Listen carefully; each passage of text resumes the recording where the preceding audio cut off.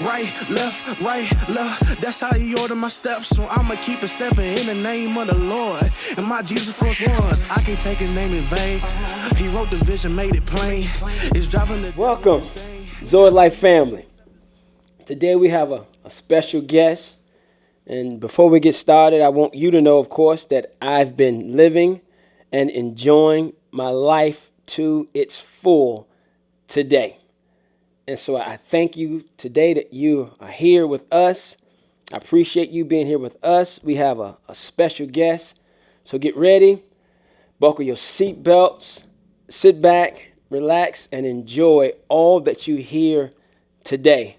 And before we get started, right up top, I want to give a special thank you to CA Bars Contractor, one of our sponsors.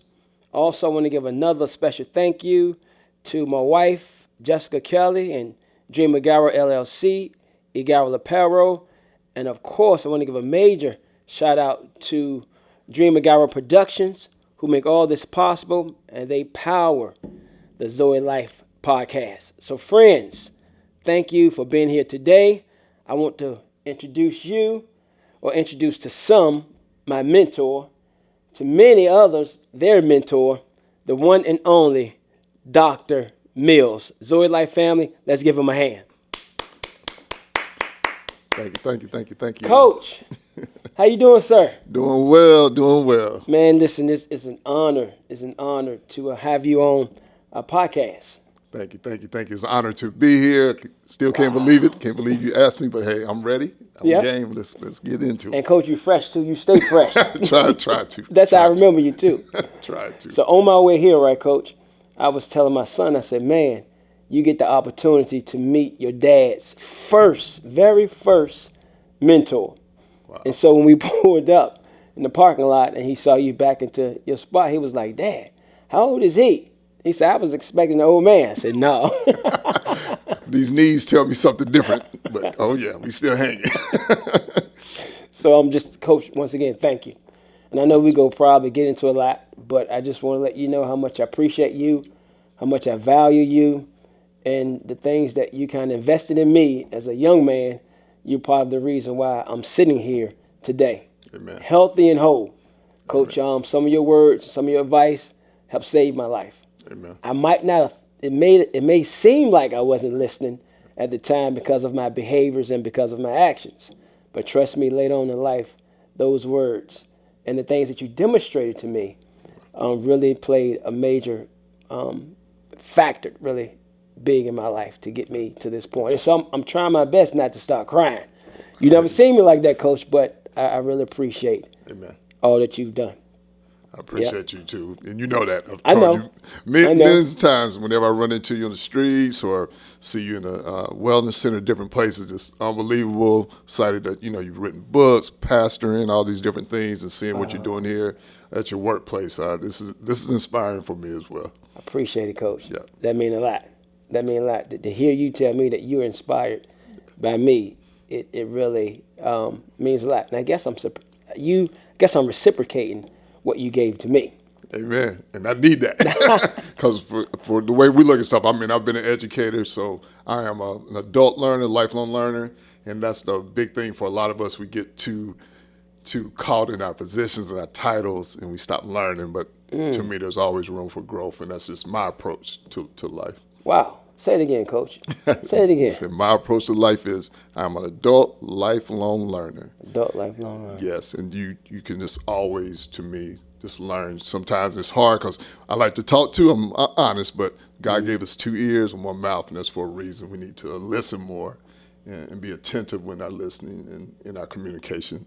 But definitely, that's just my approach to life. I stand by a quote. John Dewey's basically, famous educator, but the quote he says is, education is not a preparation for life. Education is life itself. Wow. So I repeat that. Education is not a preparation for life. Education is life itself. And that's been the motto for my life that I stand by. And a lot of people are in education, they mean formally, informal education too. And then what you see. like you were talking about, I didn't know per se that you were looking at me, and I think I shared this with you. Charles Barkley had made that comment a long time ago that, I don't want to be a role model, but you can't help it. Somebody's looking at you. So they're either looking at you, getting something positive from you or something negative. You can't choose that because you don't know who's looking at you. Wow. So you do try to, live a life, definitely not perfect by no means, but, it's important for you to have shared that with me more recently because I didn't know. Never know who's looking at you. And so you just have to walk it upright and with as much, ethics and morality and character that you, Yes, you sir. believe in. Yes, sir. But you just do not know who's watching you. So, like I said, you blessed me just by telling me this in our most recent conversation over the last couple of weeks. I appreciate that, Coach. I felt like I owed it to you because you really, like I said before, you helped change my life. You helped, and you didn't even know it. You helped shape the way I think, and some of the things that even as a older man now, some of the things that I do were inspired by some of the things that you do. And I'm gonna give you a reason why I took you as my very first mentor, and you didn't even know that I did that. It's not so much what you said, it's how you made me feel. It's how you made me feel. And so, and I'm gonna elaborate on that. It was my ninth grade year. We was in Coach Frank's class, Kenny and I. And so we was having a conversation, and he was trying to get me to play basketball, of course, and all this great stuff, and we talking. And I was like, man, you know what? I said, man, Dr. Mills, Coach Mills at the time, I said, man, he always asking me, am I going to come out? Am I going to play? Because I played Future League. And I'm like, man, I told Coach, yeah, I'm going to play. But I wasn't showing up in the practices or none of that. And you actually came to the class. It was Coach Frank. Mm-hmm. Yep, you came to the class, and you knocked on the door. And I'm looking at you through the door. I'm like, man, that's Coach Mills. I wonder who he looking for. And I'm thinking, what did I do wrong now? And you asked her because you talked to me. I don't know if you remember this. And so you took me on the hallway, and you was like, look, where you at? And I was like, I'm here, Coach. You was like, no, where you at mentally? And why haven't you come to practice? And he was like, whatever you do in life, I want you to know. And you said this, that God has a plan for you. In high school, in ninth grade, you said that God had a plan for my life. And I'm like, dude, this guy cared more about me than just a basketball player. It's not about winning and losing on a basketball court. It's about life. And so at that point, I haven't had a man come and tell me those things, that God actually had a plan for my life outside of basketball. And so from that moment, I knew that you were somebody that I wanted to kind of emulate, or at the very least, that you were someone that I can open up to when I decided to, because I didn't even trust men because my father had left me. And so I just didn't trust men. And so all I had was my mom. Yeah. But you showed me different. And so I had to tell you. Wow, that's powerful. And being honest, I don't remember. Mm-hmm. But I think the last time we talked we have similar background from that perspective. Mm-hmm. I didn't meet my father until I was 25. Yeah. Meeting him and two sisters and a brother that I knew about my entire life, wow, but they didn't know I existed. So I grew up similar. And we had talked about your cousin Olashan, who I call OPP. Yeah. I had a first cousin named Monica. We grew up similar, like brother and sister. We were a year apart. We went to college together. She's the reason why I came to Virginia. Okay. But the point I'm headed with that, and I'll share this story and then I'll back up. My father, who I, again, met later in life, and we have a relationship now. Still, you can't make up 25 years. My siblings, we taught, but my father basically ended up in the field of education kind of sideways, which was my field. And I'll share this quick story. In a month, we'll be going to Milwaukee, where he lives. He has a school that was named after him in 2015, but the school's been open for 20 years. They just cut ribbon yesterday in Milwaukee to open a brand new, probably $30+ million building. Wow. And we'll be going in September for a gala to celebrate the 20th year of the school, but again, for also the fact that it's actually named after him. So his name is plastered all over the building. Wow. He just sent us a video recently about us, and then last night he sent one, even in the weight room. There's a logo that's like HLF, which is his initials. But they have the bench has the logo, the weight plates have the logo, is just so powerful. That's just the gym, not to mention like the music studio and the whole gamut. So back to growing up, where you were headed, I was looking for that male role model as well. I mean, following older cousins around, just be for real. All they were just saying that, hey, come play sports, run some ladies. It's not their fault. I mean, they're only 6 or 7 years older than me. They're not. That's not the model that I needed. But they were great guys. You know, older cousins, fine. But I had my first male teacher when I was 7. Okay. And it wasn't even about race because it was a white male. I had him for 2nd grade, 3rd grade. Mr. Rain, he changed my life. Wow. Because he gave me some confidence. I saw a man that I could emulate. So ever since I was 7, 8 years old, I wanted to be a teacher. Got talked out of it multiple times through the years because they say you don't make any money. But by the time I finished college, I found my way right back to the profession that was in me since I was 7 years old. And because I love mathematics, sports, and a little bit of music, those are the reasons I went to school. But all I could remember is Mr. Rain, and he didn't know. And I went back and told him later in life, like you talked. I said, sir, you had no idea the impact you had on me at a 2nd and 3rd grade level just because the first time I saw a man.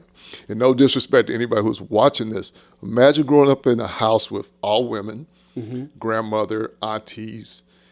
When they went to the restroom and I watched, what did they do? They sit down, they're women. Yeah. I'd never seen a man even use the restroom until I got a certain age. So just stay with me on that. You can't, single mothers, raising sons, I applaud you.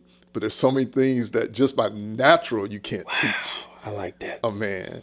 So it took me a while, but I finally had to see an uncle or someone use the restroom as a boy, like a boy should use the restroom. Yeah, and my mom tried to show me, but she didn't have what I have.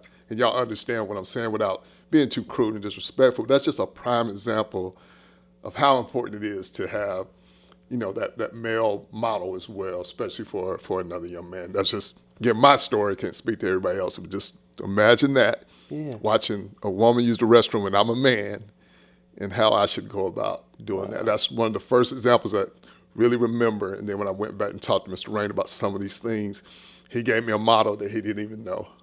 Just by being in his presence. That's like you gave me a model, you know, because when you came to that classroom, I was angry, I was bitter, I was battered, and I struggled with rejection because my dad wasn't with me. And so to see someone that cared, and that wasn't the first time, it was multiple times that you came and you showed interest in me at that time. And so as being a young man who didn't have a father at all in his life, I was looking for some type of comfort from a male, someone to take interest in me.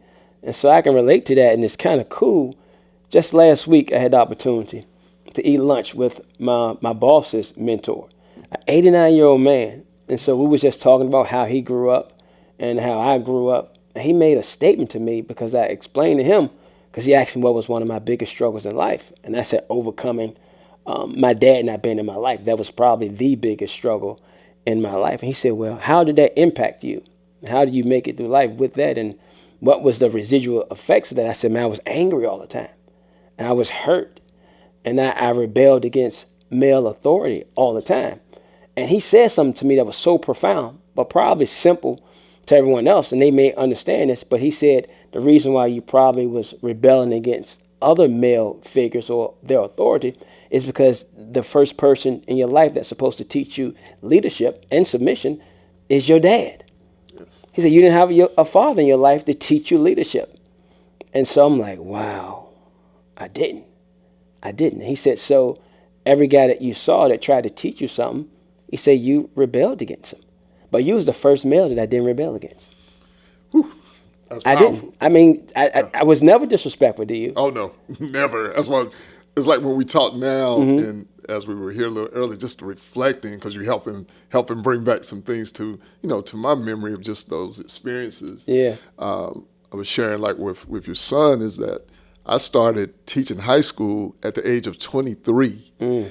So a lot of us are young like that when we first start off teaching, 22, 21, 23. But when you teach high school, and I wasn't the only one, of course, but my point is students are 5, 6, 7 years removed from you. It's a closer in age. Yeah. So there was one battle of, you can't be soft and you can't be too friendly, but at the same time, I can relate to you.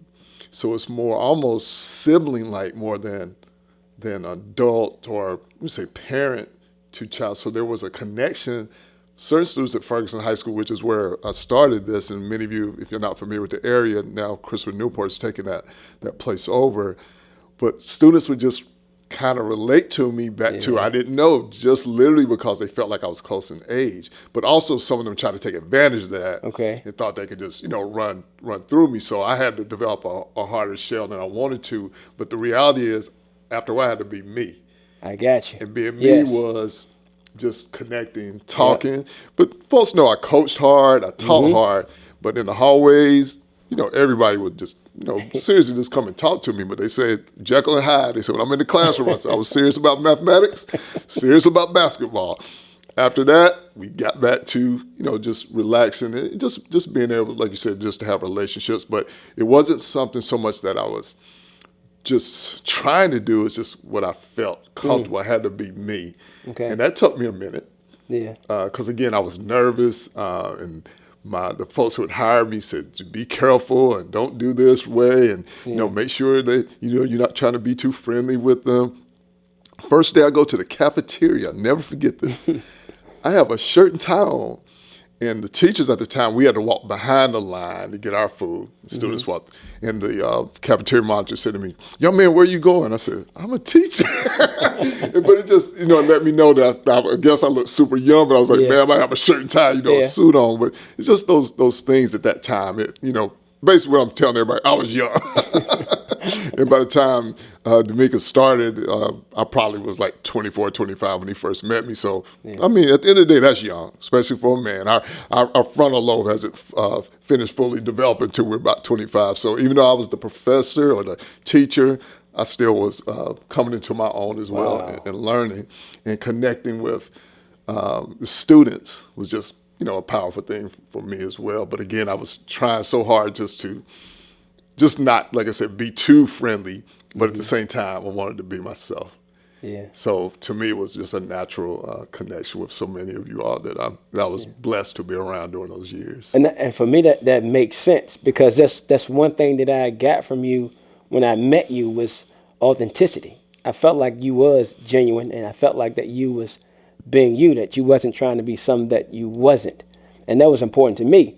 And being that you're an educator, for me, the way that I learn or like to learn, especially then, I didn't care about what you knew until I knew how much you cared. Yes. And that's one of my favorite, not quotes, but that's what I live by.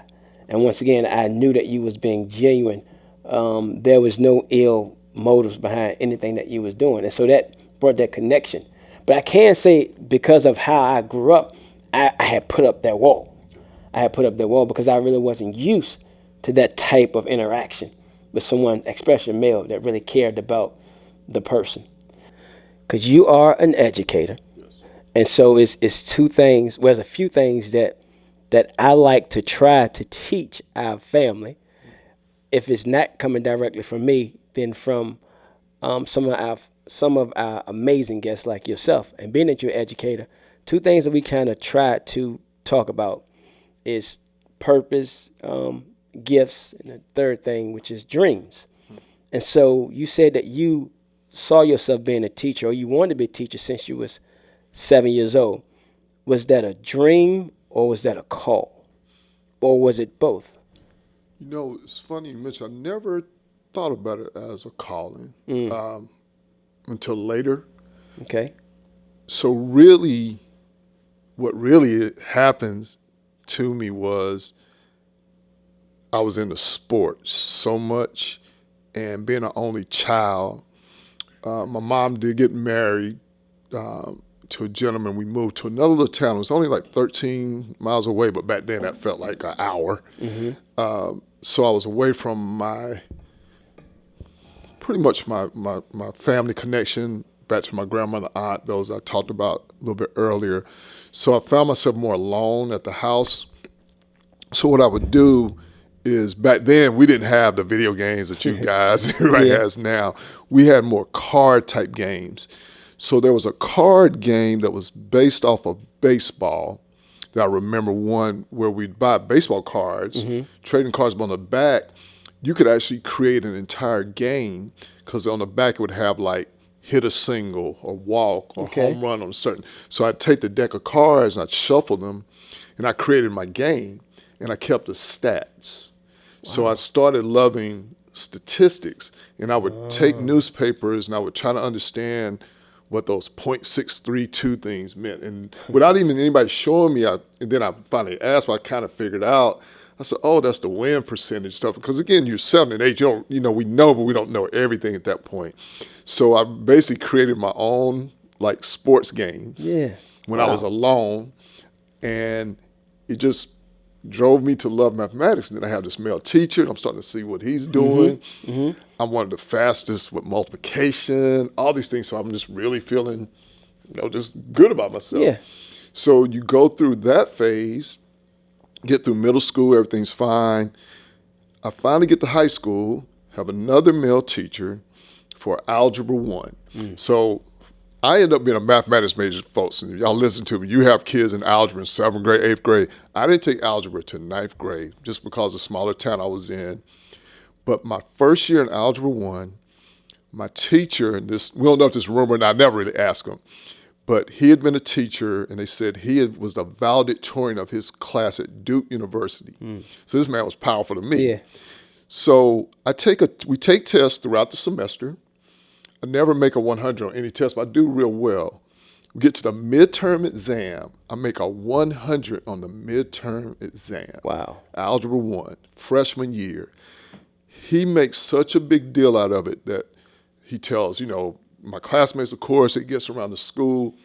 I'm walking on air. I said, my confidence for mathematics just went through the roof at that point.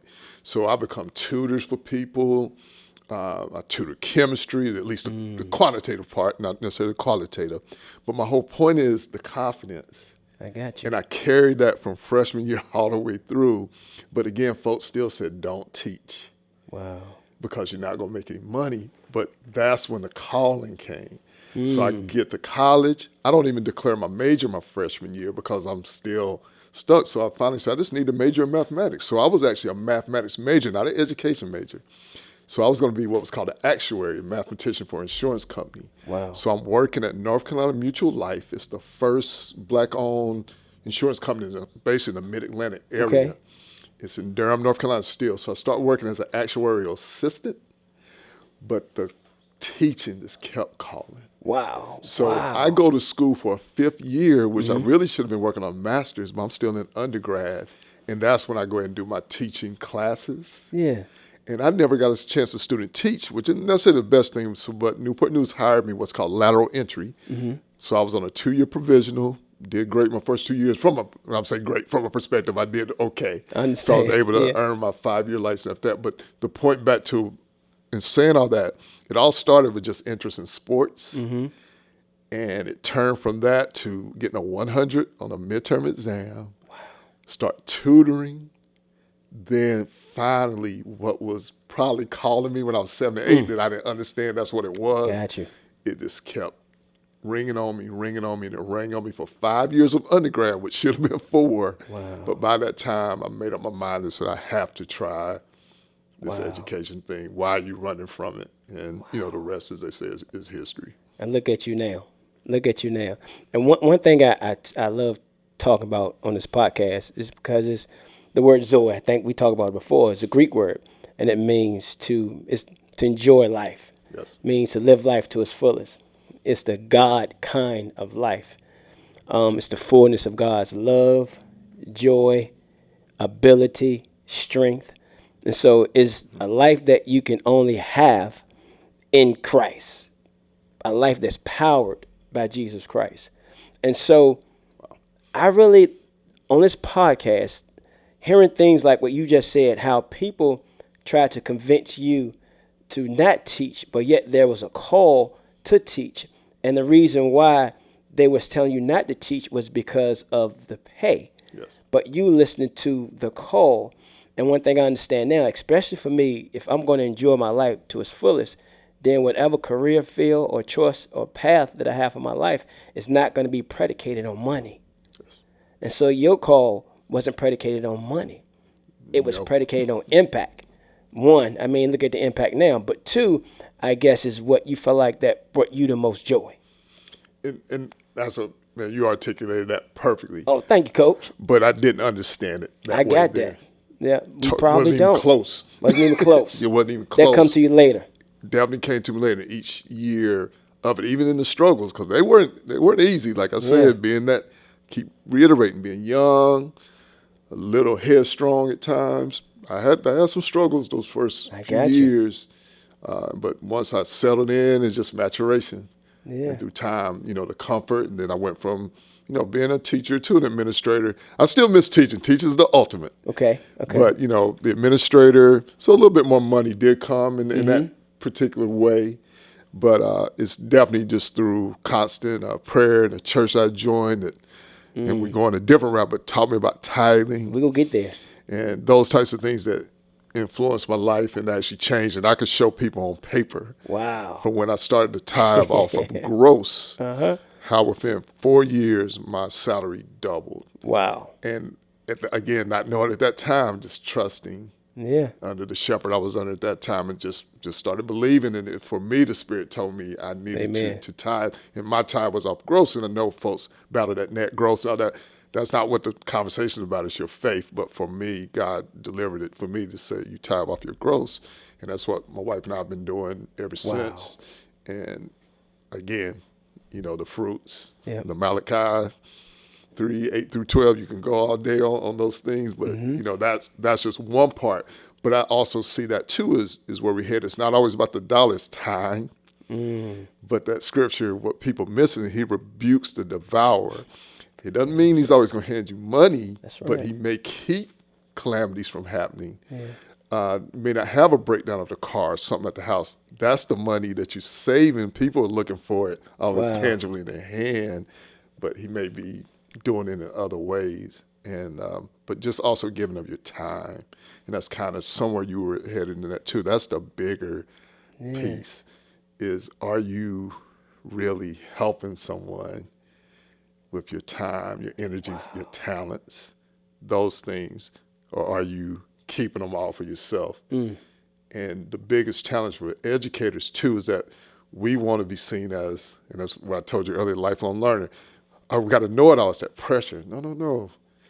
I knew, I could see students. I'm like, man, this guy's going to be, a chemical engineer, whatever. You can just tell when you're teaching them that I know just a little bit more right now. But invariably, you're going to go way past the knowledge I have. You can just, you can see it in certain students. But the point is, you still have structure for them at that moment. Yeah. But I don't know everything. And I learn from students just by questioning them. You don't become a good teacher until a student asks you a question that you can't answer. And then you have to go back and reflect. That's when, to me, I became the best mathematician I could ever be. I only knew algebra surfacely until I started teaching it. And by the students' questions let me know I didn't have as rich and deep a knowledge as I needed to if I really wanted to be great. I got you. And I did want to be great in itself, so that just pushed me even further into, that's from a formal perspective. But informally and socially, that's what you really learn in the field. I got you. I like that, Coach. And and what you just said too, it's like those questions really pushed you to become great. It's a quote that I kind of live by, part of my life by too, and that's in regards of anything that I want to do. I always say that you don't have to be great to get started, but to become great, you have to start. And so that's what you did. You started and you're called, and look at you now, you're great. But I want to go back and talk about something else. Because when we first started, we talked about you, one, being my mentor and how you had a mentor. And that individual didn't really know how much you looked up to him until you told him. And so, and vice versa with you and me. You didn't know until I told you. Here recently, I kept that to myself all these years. So in your career, could you give me a situation or an example where you made tremendous impact in the life of somebody else, but maybe you didn't discover that till later on in life? Similar to what happened with me. It's funny you mentioned I have the exact similar story. Young man that I had at Heritage High School. Okay. And my first year at Heritage, I'm seasoned then. So, I'm in my 10th year teaching. So even though it's 10 years, I don't care. I'm seasoned. I'm the lead teacher at Heritage. I leave work. I'm the lead teacher, meaning the department chair. So I'm in charge. Have about 20 teachers under me and students. They didn't know me. So I'm going at them. Like I mentioned earlier, I'm just very serious about when I'm working. Yeah. I'm the nicest person. They're like, but they say when he closed the door, the Jekyll Hyde aspect, he's like, whoa. So I just go into this student all the time. He would tell me, man, you picking on me and all this stuff is how he felt. So I thought the young man, really hated me. I just did. He went to St. Augustine College, played football. A few years later, he comes and finds me, and he basically the same story. Wow. He tells me that what I did, pushing him, made college for him so much easier, and he finally understood why I was going at them so hard, because I wanted to push them to be better. Wow. And invariably now, he has kids. His son played at Phoebus High School, went on, he's in college now at the University of Pittsburgh. But that's the story I wanted to share. There's another one I do have as well that we had talked about before, but that one hit me because it was another male. I got you. Another African-American male. And I just really, again, like I said, I thought he hated me. Yeah. But he finally realized all I was doing was pushing him a little harder because I saw something. And he finally reflected about it, never known. Wow. But the other story, if you don't mind reflecting, I did have a young lady, a white female in my class at Ward. She sat in that room, quiet, basically as a church mouse, never said a word. She goes off to College of Worcester in Ohio. And their freshman class everybody in the freshman class at this college had to write about some educator that either influenced them or inspired them. She wrote about me, and I was one of 12 people nationally chosen to come to that college and be honored. Wow. It was in the newspaper and everything, but she just wrote that I finally made mathematics understanding more, a little bit easier for her. And it was so powerful to me because, again, this another young lady, she never said anything. I had no clue. So back to that role model stuff we talked about earlier. I didn't know because, when I say she didn't say a word, she never, other than hello, I had no clue. And this could have been any teacher that she had from pre-K through 12. A lot of people forget. Some students go to pre-K, some go to kindergarten, and then through 12. That's 14 years of school. We always think of 12, but give me some math. K through 12 is 13 years of school. If you go to pre-K, that's 14 years. Gotcha. She could have picked anybody. Wow. And never said a word, and I was the person she chose. That just, that really was powerful to me. But those two stand out, probably 1A, 1B. Wow. Of folks who, have come back and just said, hey. And again, the key, because you asked me ones I didn't know. A few told me along the way, but the ones you don't know, those are the ones that hit your heart because you just have no clue. This never gave any indication. Any indication. That you were What doing about something. those? Because now, like, some of my friends, my peers I went to school with, I look at for namesake, Dominique Banks. Yes. Now, he's an educator. Yes. Marcellus Harris, B2. Yep. He's an educator. Terry Fenner, Yes. he's an educator. It's so many educators now, and the list goes on and on and on.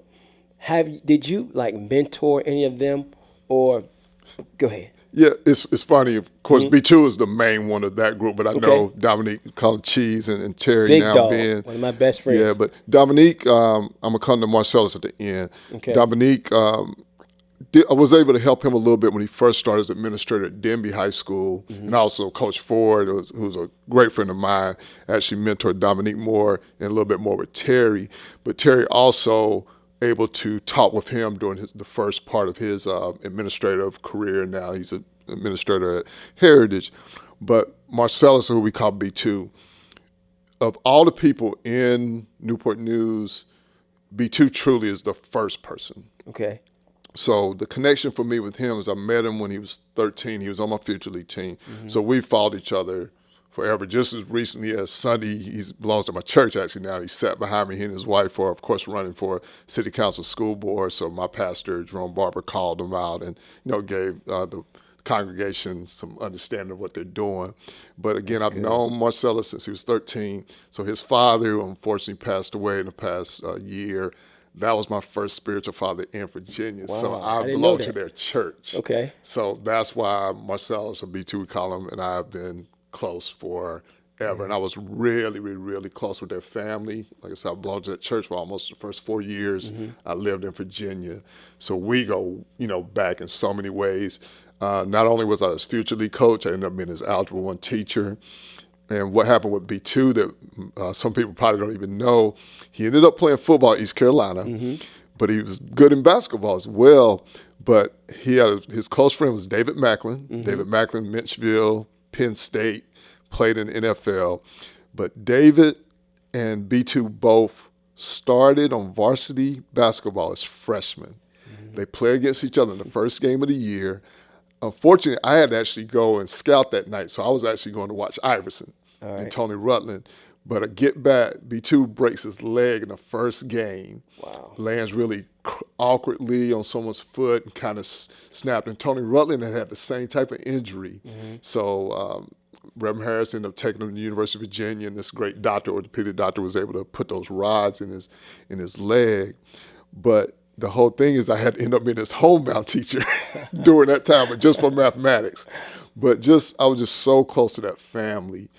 And B2 is another one, quiet, but his father was such a powerful minister. So when I finally see him and when he's finally talking, I'm like, I should have known. Yeah. Back to a model. This wasn't about me. Then it's just watching his dad.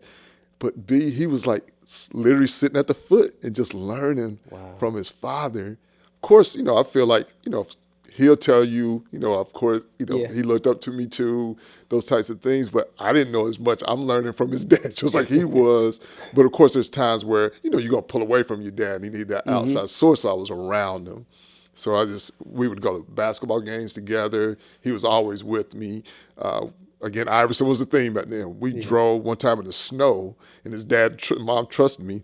We drove to Richmond to see Iverson play Hopewell one night in like a regional game. He was just always with me. When they played state championship, University of Virginia, Charlottesville, B2 was with me. Wow. So he literally, I was around him personally, probably more than really any student at any time in my 30 years. I would just say point blank, he's the one I was closest to, like I said, anybody. Just because I was, around him personally and took him places. Again, 30 years, he's the one I was closest to. Do you remember any advice that you gave him when he was deciding to go into the education field? No, at that time, because that's the thing I actually found out a little later that he was even headed down that road. So again, to me, it's more of a shocking thing, but he ended up in the counseling side. But once I realized it still made sense because, again, after watching his father, and I'm seeing it, I'm always laughing, surprised, and I've told him multiple times, man, I cannot believe it. Then why couldn't I? You were seeing this.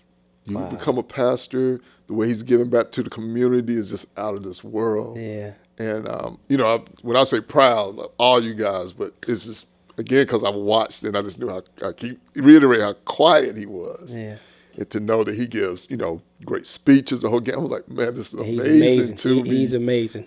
That this young man that was so quiet, I'm going to keep reiterating, had that type of power in him. So he was being fed, and then he finally was able to deliver that. So I honestly can't say I gave him any advice. He may say something different, but I just watched him. But once he did get into the field, when I could visit him, of course we just talked, about general things. But he had already established himself. And I know he's over in Portsmouth now, doing his thing as the director of guidance at IC Norcom. So again, we talked a little bit about that over this past Sunday. Yeah. It was great to see him. And I got a question too, because Coach, one thing about you coach with passion and you teach with passion. And so some of the most passionate people that I know are educators. And so what is it about teaching or about education in particular that drives that passion or ignite the passion that's in you or in educators? To me, it should be natural. Okay. But it's not. I get that. Everybody, whether it's your mom, grandma, everybody has a teacher. Wow. Everybody, every great, we call folks great, success, whatever. Everybody, that's the one commonality we have. One, we're born, we know we're going to pass. But in the middle of all that, everybody, all these folks walking around, entrepreneurs, whatever, you still at some point had a teacher. Wow. So the way I look at that is I have some knowledge that you may need, and mathematics is already boring. How can I make this more exciting? How can I get people to love a subject that I was so passionate about? I got that. I've done workshops through the years. One of my last ones I did, I always remember, and the title was Marvelous Math. And the folks were looking at me like I'm crazy. I was like, it's just beautiful to me. There's patterns. Wow. I just wanted folks to feel that joy for a subject matter that did so much for my life. I mean, without it, I don't get to college. I mean, I go to college on an academic scholarship. Yeah. I become the top math student at my college. I mean, my senior year, I'm the senior year mathematician with the highest GPA. So these things are just something that was embedded in me. And unfortunately, only be one that has that. So I'm blessed to say I accomplished that. But the point, it was just always just passionate for me. And that same tutorial stuff that I mentioned in high school did carry over to college. I didn't even mention it earlier. See? Folks still pushing me not to teach, but it was always there. And even to have college friends remind me of years, me helping them in the lab. But what they didn't realize, me helping them was helping me. That's why, because I was learning more. Yeah. So some folks get caught up, I didn't know everything. But whenever folks questioned me, it challenged me, and I wanted to learn more. So I just researched, and I figured out ways that were comfortable for me. But then if that didn't work for the person I was tutoring or teaching, I had to find a new way. Wow. That's encouraged me to learn more. And I'm not the only one. That's those teachers that you're talking about. They just eat their subject matter up. But at the end of the day, the bigger piece is the relationship. And we always forget that.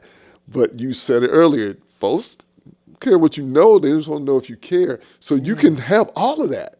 But I think coaching too sometimes is by nature for us that we learn to coach differently per student, per person. You can't coach everybody the same way. Yeah. This young man, you can yell at a young lady. This one you can't. Yeah. You got to learn all that. It's the same in teaching anything, teaching behaviors, whatever. Everybody's slightly different. So are you really differentiating enough to that person? That's also a need. But the passion, you've said it. You have to have some.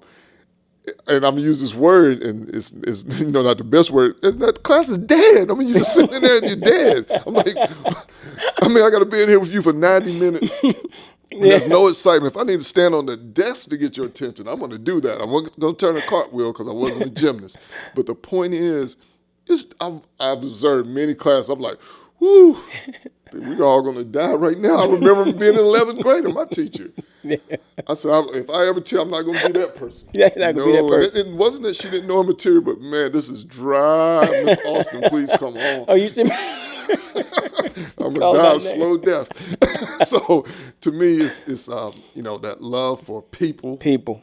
I got it. And then the love for the subject also. I mean, you gotta have it. And then after that, it should just ooze out of you. Yeah. I see you fired up right now, Coach. Talking about math. That was my weakest subject. Oh, man, that's my thing. That is my thing. But you're educator because you love people, but you also coach. In my opinion, the best coach that I had and didn't take advantage of that. Let's talk about you coaching for a little bit and the dynamics in the different people that you coach. Let's start with me. How was it? How was our relationship? You can be honest. Yeah, no, and I've shared this with you already openly. I just couldn't get Domeka to play during the regular season. So Future League, if you're not familiar with that, Future League is the league we had in the off season. So most of the time, summer into the fall. And we actually played our games, for those of you familiar with the area, outside. The Boo Williams had a complex, not his new one. Nope. The old one, Eaton Middle School, fiberglass backboards, fenced-in court.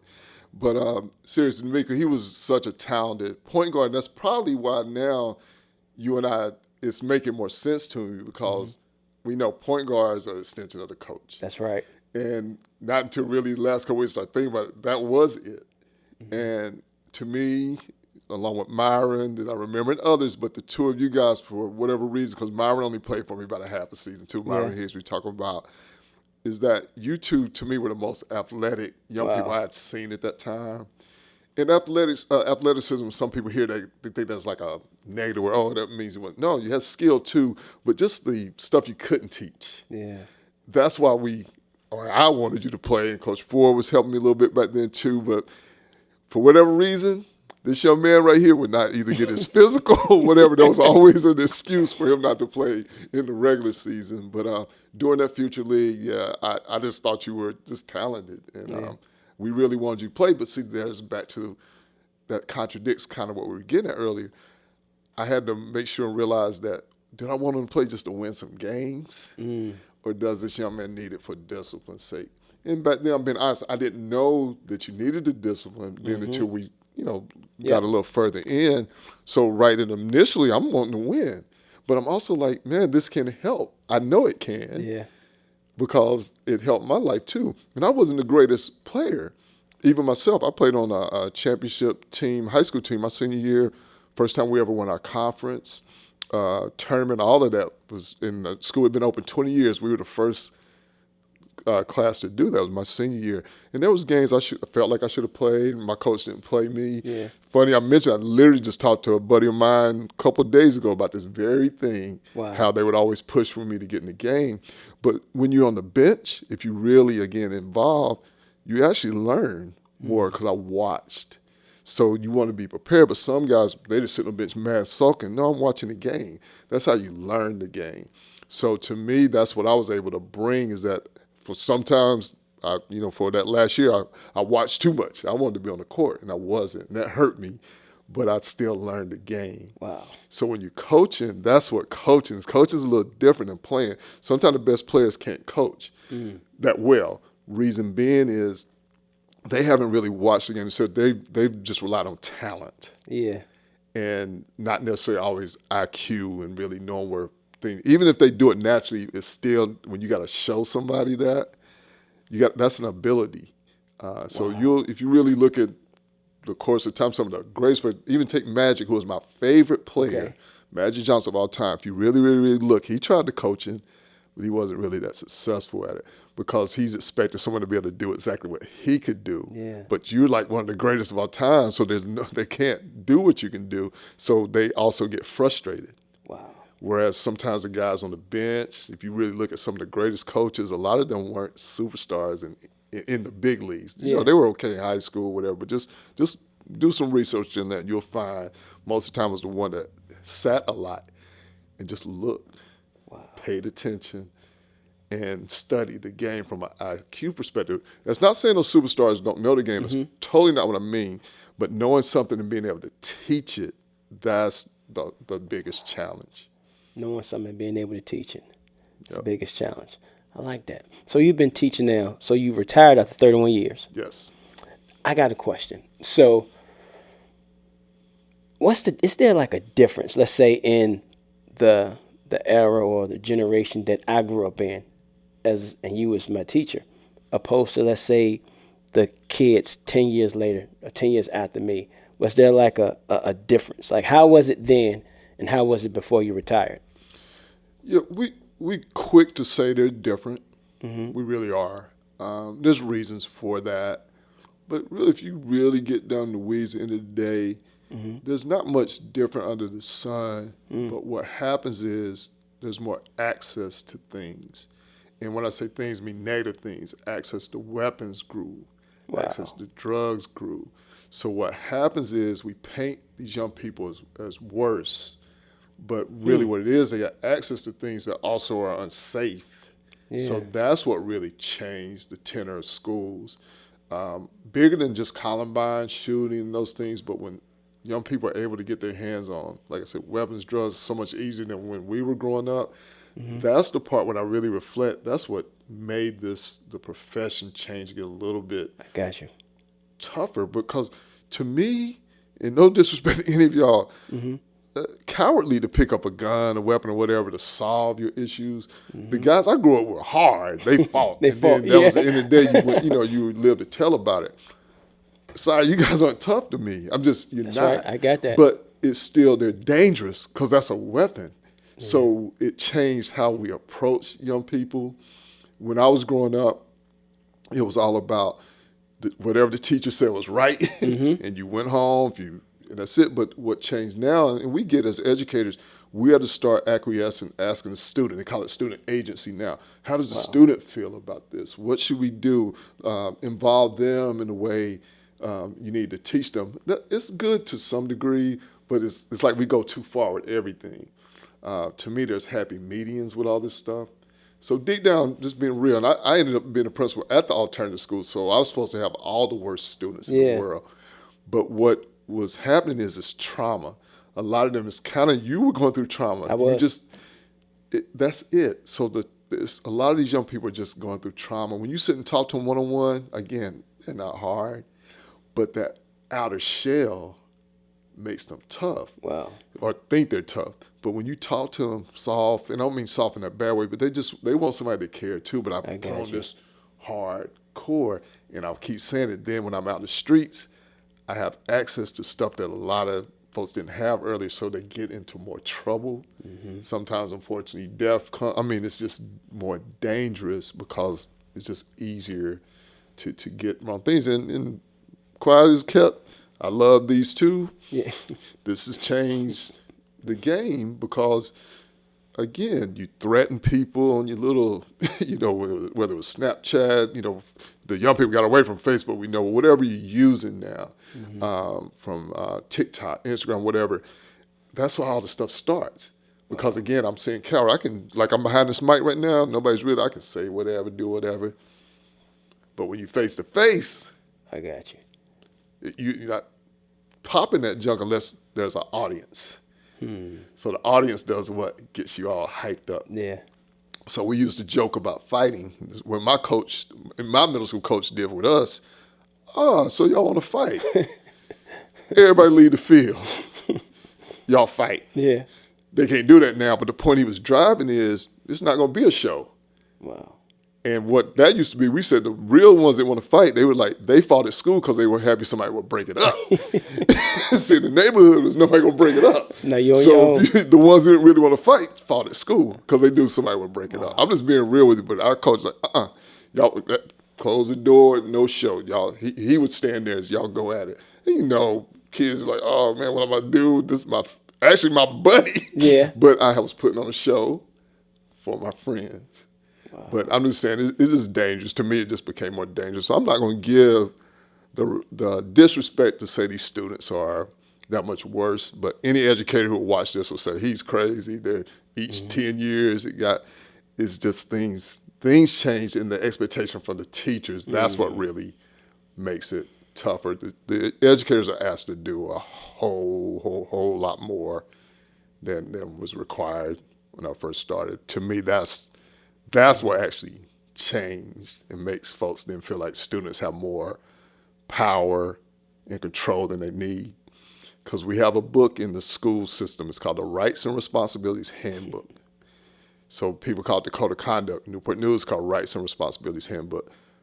What's happening is everybody's always on the rights. Nobody wants to talk about the responsibilities. Wow. And that's the power in that.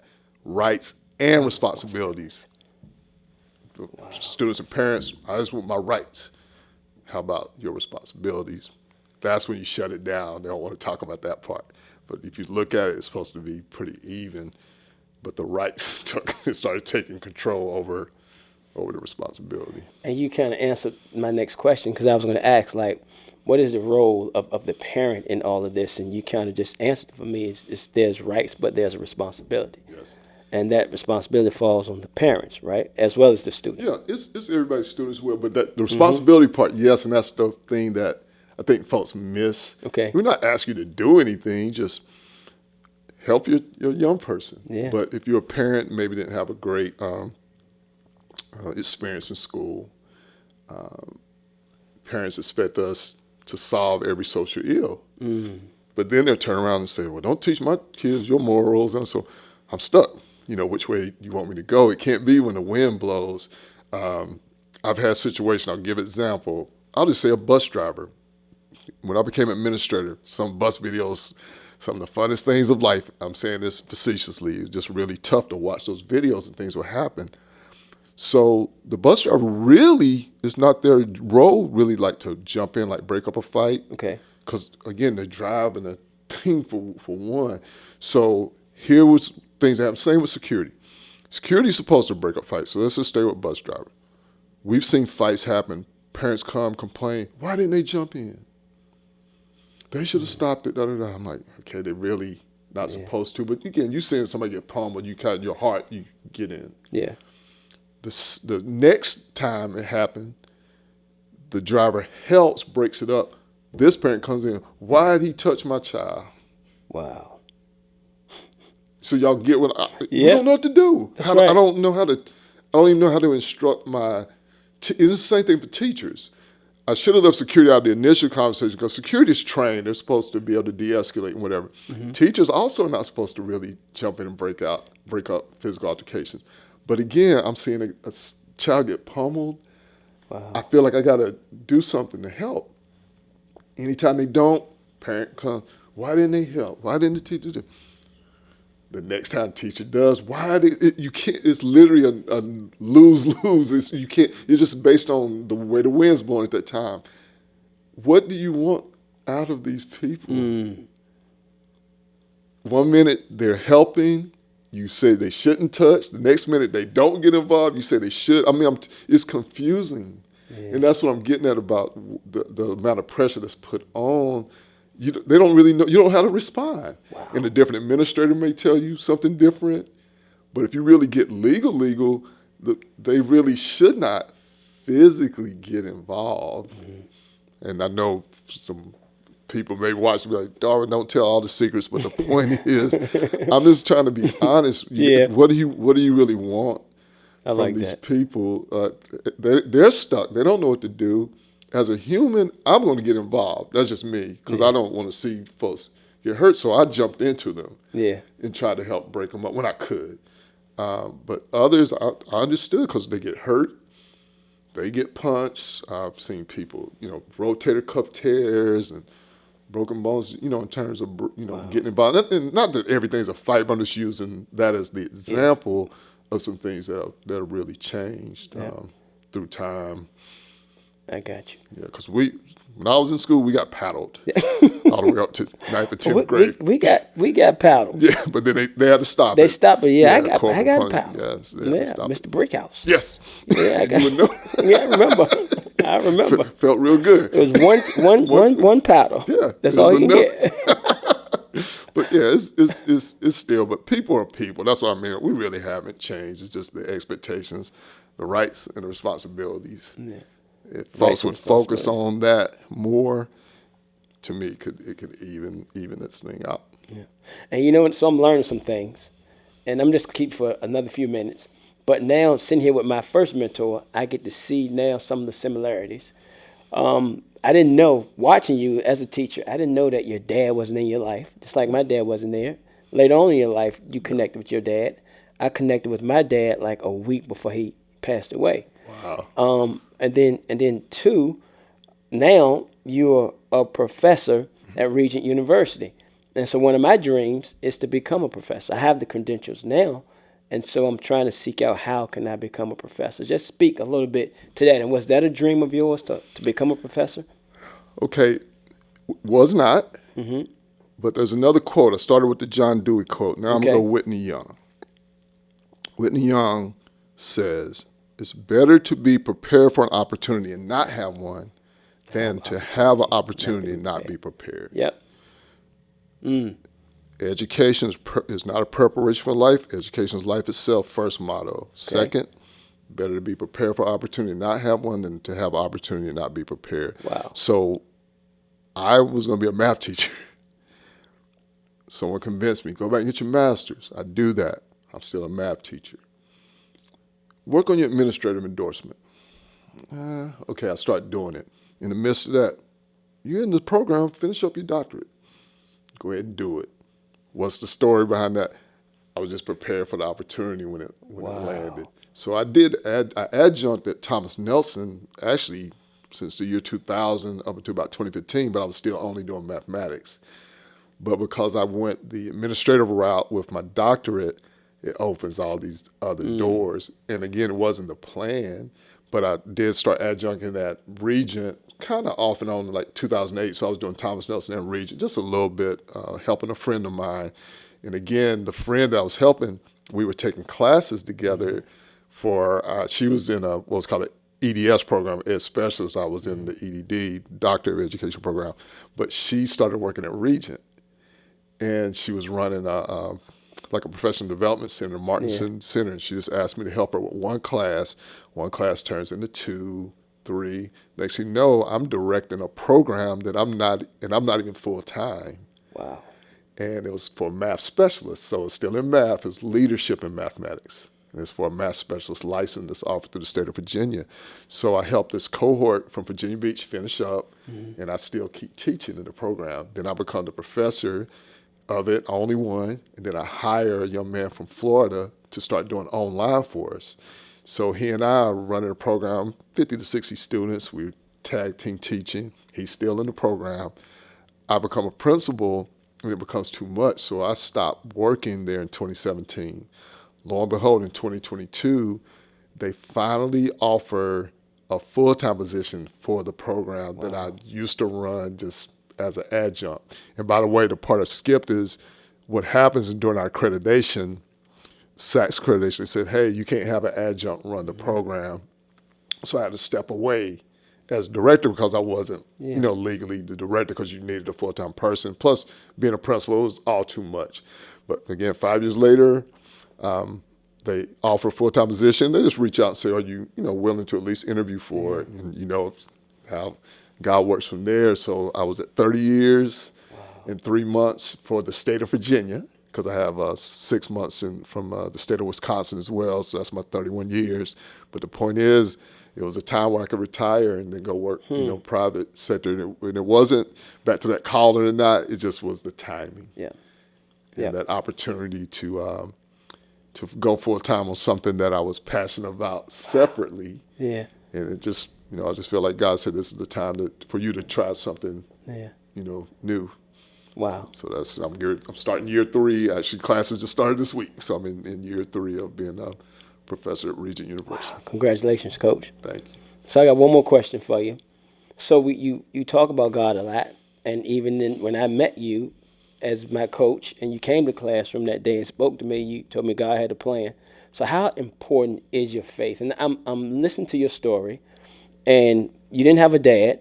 That was an obstacle, because it was an obstacle for me. And you are a single child, right? Yeah. Only child. And so your mom raised you by herself. So how important was your faith to allow you to overcome the obstacles or difficulties that you had in your life to achieve the things that you have achieved? It's a great question, and it's one that, again, not until later that I realized that I was exercising in it. Because I grew up in a Methodist church. Okay. So all my Methodist folks, y'all probably know, United Methodist. Scripted. We had a Bible, but we never even really opened it in church. I'm just going to be real, just affirmation of faith, all these doxologies and things that we just went through. But I went to Sunday school, I learned there, but everything was just very rigid, and we were definitely stuffing neck people. So shirt and tie look. If you come in our church, and we, kind of sneer our noses. So what I'm saying with all that is, I grew up in church. I was there, but church or religion or whatever, Christianity, was it really fully in me? I can't say that it was. The way we were baptized, we were just sprinkled. I got sprinkled at 13. That's not a baptism. Wow. But that's what United Methodists did. I understand. So not until I get to Newport News, First Church, Reverend Harris, that I mentioned earlier, start learning a little bit more like, man, I actually need to read this Bible. I'm calling myself a Christian. Read it. Eventually changed churches some years back, and I joined a church, and this is the pastor that married my wife and I, and I finally said, Pastor, can I get baptized? Wow. This is non-denominational. We didn't even have a building. We used to have our church at Dozier Middle School every Sunday, but we were able to get New Beach Grove, the older one, not the new one.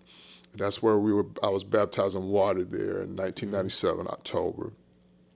And I mentioned about the whole thing with the faith of tithing. There's some things that were taught to me. But then I start thinking about life. All this time, my mother was helping me with this stuff, and I wasn't even knowing it. And here's where it hit the head. And this is a little bit different in question, but just from a Christian perspective and humility. I'm walking around again. Mom, yeah, I got a scholarship. I did this. She broke me down one time. I was like, no, you were blessed. Wow.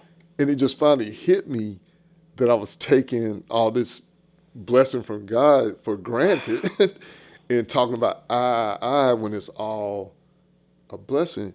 Come on, Coach. Folks, hear me clearly on this. Come on. I feel bad about what I'm about to say because I know so many people, they're loving President Biden as he's about to go out for, loan forgiveness. I have a bachelor's, a master's, and a doctorate. And I never had to take out a loan. So I have 3 degrees, never had to take out a loan. That's God. That's not, I meaning this is how it was done. I had to do it differently. It's just a matter of what my life was. So I mentioned earlier, got the full scholarship for undergrad. Yeah. In grad school, this is what my father did for me, even though I didn't know him. He seeded me. And I tell him this all the time, and I think he understands. So I'm getting that. Newport News gave us tuition reimbursement, but I always had to pay for the initial class.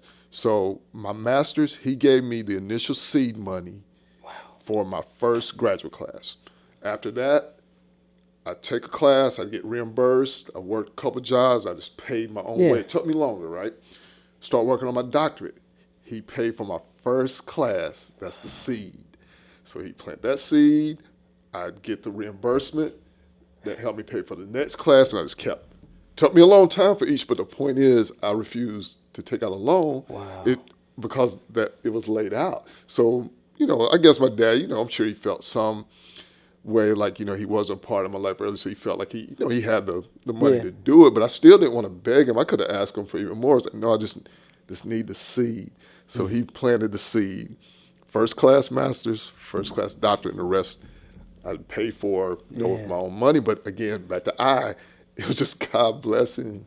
Wow. And I always feel, I have buku friends who were like in debt because they had to pay so much for their college. And and they're, just as articulate, all that stuff, just how it happened for me, but means I'm not the only one. It's doable. Yeah. But that's the blessing and the faith that I was carrying to hold on. I didn't even know that my mom was embedding into me too. Show some humility, basically what she was getting at. Yeah. And from there forward, trajectory of my life just changed. Once I turned it back around and really started looking at what he was doing, and then developed my own relationship with him. Amen.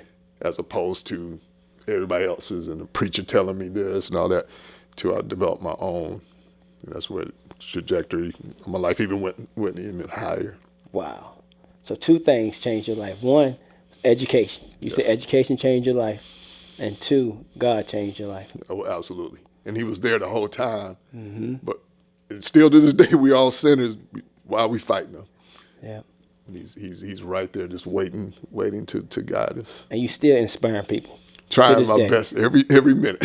You inspire me, Coach. You inspire me. Now I'm gonna let you go, but before you go, is there any advice? Leave us today with some advice, our Zoe Life family, with some advice that can help us all live out the best version of who we are. One thing, this is real basic, what my mom used to say, and by the way, my mother passed away 10 years ago. Her birthday would have been last week. Something she used to tell me, and I didn't really understand it then, or I understood, but I didn't really pay attention. She would just say, one day at a time. And I'm like, here I go with these basic terms. What does that even mean? When you really start breaking it down. So I started studying that a little bit more in my mind. One day at a time, one day at a time. But you have to have a plan. Wow.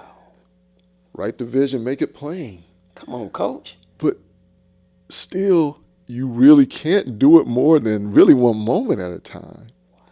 So you have to wake up that day, and back to your math, you get the same 24 hours that everybody else get.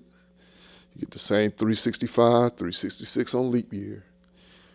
What are you going to do with that time that you're given? And you should have a plan. You should have a vision of that, but you still have to attack and win that day to be able to, to press forward for that 5-year plan or that 10-year plan. All that sounds good, but if you don't attack this day that he's giving you, this is the day that the Lord has made. Amen. Let us rejoice and be glad in it, one day at a time. But you have to make that day impactful. Wow. To reach your goals. Coach, I appreciate this day. And I thank you for the many years of mentorship. I thank you for all that you mean to me and to all of my peers. Thank you for your hard work, commitment, dedication here in our community. And Coach, I'm so excited. And once again, tell us where you're from, Coach. I'm from a town called Lenore, North Carolina. We call it the foothills.